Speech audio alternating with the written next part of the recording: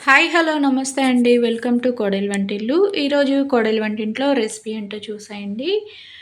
చింతపండు పులిహోర అండి. నాకైతే చాలా చాలా ఇష్టం అనమాట. నేనెప్పుడు ఒక్కదాన్నే ఇలాగ చింతపండు పులిహోర ట్రై చేయలేదు. ఎప్పుడు అమ్మ చేసి పెడతాను, అత్తయ్య చేసి పెడతాను తినేదాన్ని. చాలా టేస్టీగా ఉంటుంది. అయితే చేసుకోవడం అయితే నాకు అస్సలు రాదు. అమ్మ దగ్గర 2, 3 సార్లయితే చూసి నేర్చుకున్నాను. సరే అని చెప్పేసి ఈరోజు సొంతగా చింతపండు పులిహోర చేద్దామని చెప్పేసి ట్రై చేస్తున్నాను. ముందుగా చింతపండు వేసి నీళ్ళల్లో నానబెట్టుకోవాలి. ఒక నిమ్మకాయ సైజు చింతపండు వేడి నీళ్ళల్లో ఏసి నానబెట్టానండి. ఉదయాన్నే పిల్లలకి లంచ్ బాక్స్‌లో కూడా ఉంటుందని చెప్పేసి స్టార్ట్ చేశాననమాట. ఇక చింతపండులో నుంచి వాటర్‌లో నుంచి చింతపండు సెపరేట్ చేసేసాను. రైస్ కుక్కర్‌లో రైస్ కూడా అయితే పెట్టేసాను. రైస్ ఉడుకుతూ ఉంది. ఇక చింతపండు ఇలాగా మిక్సీ జార్ పట్టుకున్నాను. మెత్తగా పేస్ట్‌లాగా వేసుకున్నాననమాట. ఈ మిక్సీ జార్‌లో వేసుకున్న చింతపండు పేస్ట్‌నయితే మనం చింతపండు నానబెట్టుకున్నాం కదండీ! ఆ వాటర్‌లోనే వేసి కొంచెం సేపు ఇలా కలిపాను. ప్రాసెస్ అయితే నాకు ముందు అనుకున్నప్పుడైతే అమ్మ ఎంత ప్రాసెస్ ఉంటుందా? ఇలా చేయాలా? అనిపిచ్చేది. కానీ స్టార్ట్ చేస్తుంటే చాలా సింపుల్‌గా, ఈజీగా అయిపోయినట్టయితే అనిపిచ్చిందనమాట. ఇక చింతపండు పేస్ట్ మొత్తాన్ని కూడా మనం చింతపండు నానబెట్టుకున్న గిన్నెలోనే వేసుకున్నాను.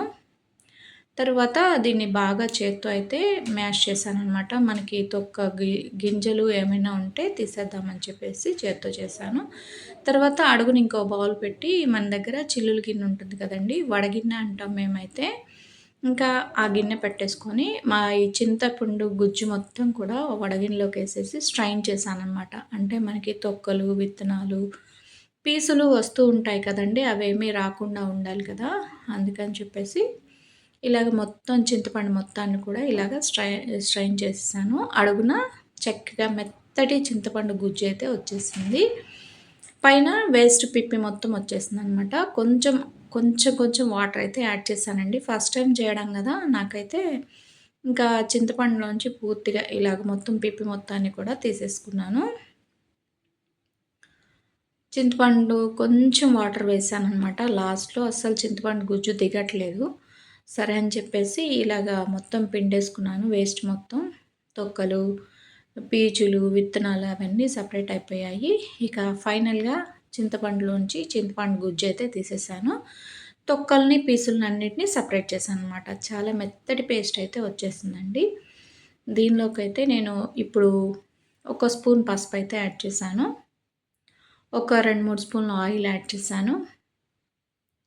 ఇంకా ఒక 3 పచ్చిమిరపకాయలు, కొంచెం కరివేపాకైతే వేసుకున్నాను. దీన్ని కొంచెం బాగా మిక్స్ చేసుకొని స్టవ్ వెలిగించి స్టవ్ మీద పెట్టుకున్నాననమాట. ఎందుకంటే నాకు ఇక్కడ చింతపండు గుజ్జు అనేది కొంచెం పల్చగా వచ్చింది. థిక్‌గా అయితే బావుంటుందని చెప్పేసి అమ్మని అడిగితే కొంచెం స్టవ్ మీద మరగపెట్టమ్మా అది దగ్గరగా మందంగా వస్తుంది అని చెప్పారు. సరేనని చెప్పేసి స్టవ్ మీద పెట్టాను. ఒక 5 మినిట్స్ సిమ్‌లో పెట్టగానే చింతపండయితే బాగా ఉడికిపోయి దగ్గరగా వచ్చేసింది. ఇక వచ్చేసాక తాలింపయితే పెట్టేసుకున్నాననమాట. బాండీ పెట్టుకొని ఆయిల్ వేసుకున్నాను. మనం పులిహోరలోకి ఆయిల్ అనేది చాలా ఎక్కువే పడుతుంది. తర్వాత తాలింపు గింజలు మన పులిహోరలోకి కంపల్సరీగా నాకైతే కావాల్సింది వేరుశనగ పప్పులు. ఇక ఈ పచ్చిశనగపప్పు, మినపప్పు ఇలా పప్పులు తగులుతూ ఉంటే నాకు చాలా చాలా ఇష్టమనమాట. అందుకని నేను వేరుశనగ పప్పులు చాలా ఎక్కువ వేసుకున్నాను. ఎండుమిరపకాయలు, తాలింపు గింజలు, ఇంకా వేరుశనగ పప్పులు వేసుకొని ఆయిల్‌లో చక్కగా ఇలాగా ఫ్రై చేసుకోవాలి. మీలో ఎంతమందికి చింతపండు పులిహోర అంటే ఇష్టమో? ఎంతమంది నాలాగా కొత్తగా ట్రై చేశారు? ట్రై చేసినప్పుడు మీకెలా వచ్చిందో కామెంట్ చేయండి. తర్వాత కరివేపాకులు వేసుకున్నాను. మళ్ళీ ఒక హాఫ్ స్పూన్ పసుపయితే యాడ్ చేసుకున్నాననమాట. ఇంకా వేసుకున్న తర్వాత ఈ తాలింపు గింజలు మొత్తం కూడా చక్కగా వేగిపోయే వరకు ఇలాగా కలుపుతూ ఉండాలి.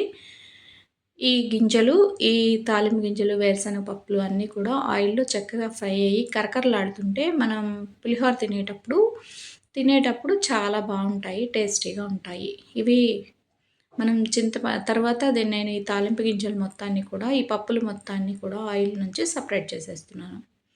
ఎందుకంటే ఇప్పుడు దీనిలో నేను చింతపండు వేసేసి ఉడకపెట్టేస్తాననమాట. ఆ ఆయిల్ ఉంది కదండీ! ఆయిల్‌లో మనము ఇందాక బాయిల్ చేసి పెట్టుకున్న చింతపండునయితే వేసేసుకున్నాను. వేసుకొని ఆయిల్ సెపరేట్ అయ్యే వరకు ఈ చింత గుజ్జునైతే ఉడకపెట్టుకోవాలి. అదే నిమ్మకాయ పులిహోర అయితే చాలా సింపుల్‌గా ఉంటుంది. నిమ్మకాయ పులిహోర వీడియో మన ఛానల్‌లో ఉంది. చూడండి. లింక్ డిస్క్రిప్షన్‌లో ఇస్తాను. తర్వాత అమ్మ కూడా ఒకసారి చింతపండు పులిహోర చేస్తే అదే వీడియో కూడా పెట్టాను. మళ్ళీ ఇప్పుడు నేనైతే సొంతగా చేస్తున్నాను. దీనిలో ఉప్పు వేసుకున్నాననమాట. ఇంకా ఎక్స్‌ట్రాగా బయట ఉప్పేం కలిపే పని లేకుండా చింతపండు గుజ్జులోనే నేను ఉప్పు వేసి ఉడకబెట్టేసాను. ఇలాగ గుజ్జు ఉడుకుతున్నప్పుడు ఉడికేటప్పుడు ఆ చింతపండు అనేది చింది మన చేతి మీద పడుతుంది.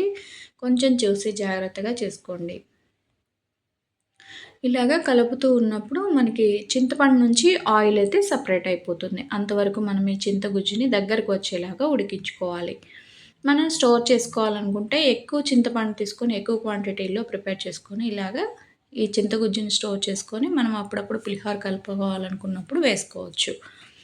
తర్వాత ముందుగా ఉడకబెట్టుకున్న రైస్ ఉంది కదండీ!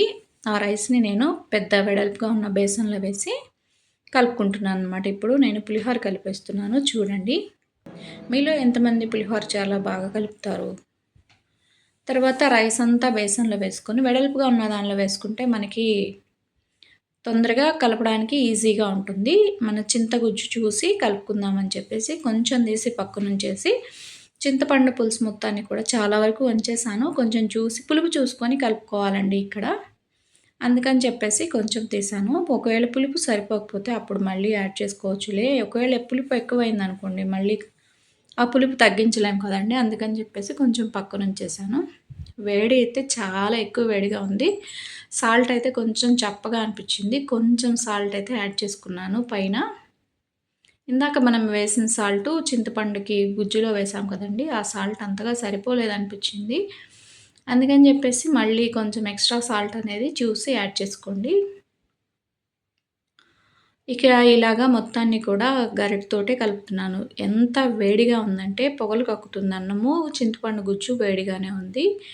కొంచెం టైం ఉన్నప్పుడు చేసుకుంటే అన్నీ చల్లారాక చక్కగా చేత్తో కలుపుకోవచ్చు. కానీ నేను ఉదయాన్నే స్టార్ట్ చేశాను కాబట్టి ఎర్లీ మార్నింగ్ వీడియో షూట్ చేసుకుంటూ ప్లస్ ఈ పులిహోర వేడివేడిగా చేత్తో కలపడం చాలా కష్టం కదా!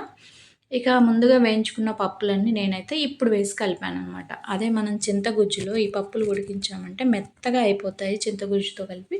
అందుకని చెప్పేసి నేను పప్పుల్ని సెపరేట్‌గా ఆయిల్ నుంచి సెపరేట్ చేసి పక్కన వేరే గిన్నెలో వేసి పెట్టాను. ఇప్పుడు పప్పులు, సాల్టు అన్నీ వేసుకొని చక్కగా ఇలాగా పైనుంచి కింద వరకు కలుపుకోవాలి. ఇక ఈ పులిహోర కలిపేటప్పుడు ఉందండి మా బాబు నిద్రలేసాడు. లేసిన వాడు ఊరుకుంటాడా? అమ్మా ఎత్తుకో. ఇక స్టార్ట్ చేస్తాడు అమ్మా ఎత్తుకో అని. ఇక వాడిని ఒక చేతిలో ఎత్తుకొని వాడిని పట్టుకుంటూ ఈ పులిహోర అయితే ఇలా కలుపుతూ మధ్యలో ఆపేస్తూ వాడిని ఎత్తుకుంటూ సముదాయిస్తూ చేస్తూ ఉన్నాను. ఇక పక్కన మా పాప అయితే స్కూల్‌కి రెడీ అవుతూ ఉంది. తనకి కావాల్సినవి కూడా అన్నీ రెడీ చేసి పెడుతూ ఉన్నాను. ఇగ స్కూల్‌కెళ్ళాలంటే యూనిఫార్మ్‌లు, షూసు, సాక్సులు ఏ టు జెడ్ రిబ్బన్స్ అని ఇక అన్నీ ఆమెకి కావాల్సినవి సర్దుకుంటూ, వాడిని ఎత్తుకుంటూ, ఈ పులిహోర కలుపుకుంటూ అట్లా ఇట్లా పులిహోర అయితే ఫైనల్‌గా చాలా చాలా టేస్టీగా వచ్చిందండి. నేను ఒక్కసారి సాల్ట్ అయితే చూసుకున్నాను. తర్వాత సరే అని చెప్పేసి కొంచెం కలర్‌ఫుల్‌గా ఉంటుందని క్యారెట్ తొక్క తీసుకొని చక్కగా ఇలా తురిమి వేసుకున్నాను. మనం పులిహోరలో పచ్చి క్యారెట్ ఇలా వేస్తే చూడటానికి ప్లస్ తినటానికి కూడా చాలా బావుంటుంది. మన పిల్లలకి మనం చాలా హెల్తీగా రెసిపీ అందించిన వారిమవుతాము. అందుకని చెప్పేసి నేనెప్పుడు పులిహోర చేసినా కూడా ఇలా క్యారెట్ అనేది తురిమి వేస్తానండి. చాలా చాలా టేస్టీగా యమ్మీగా సూపర్‌గా ఉంటుంది. ఇంకా మీరు కూడా చక్కగా చింతపండు పులిహోర ఇలా కలుపుకొని పప్పులు కరకరలాడుతూ ఎక్కువ పప్పులు అలా నంచుకుంటూ తింటూ పులిహోరని ఎంజాయ్ చేయండి. వీడియో నచ్చితే లైక్ చేసి, షేర్ చేసి, సబ్స్క్రైబ్ చేసుకోండి. ఇంకా నా ఛానల్‌లో cake recipes, snacks, breakfast recipes ఉన్నాయి.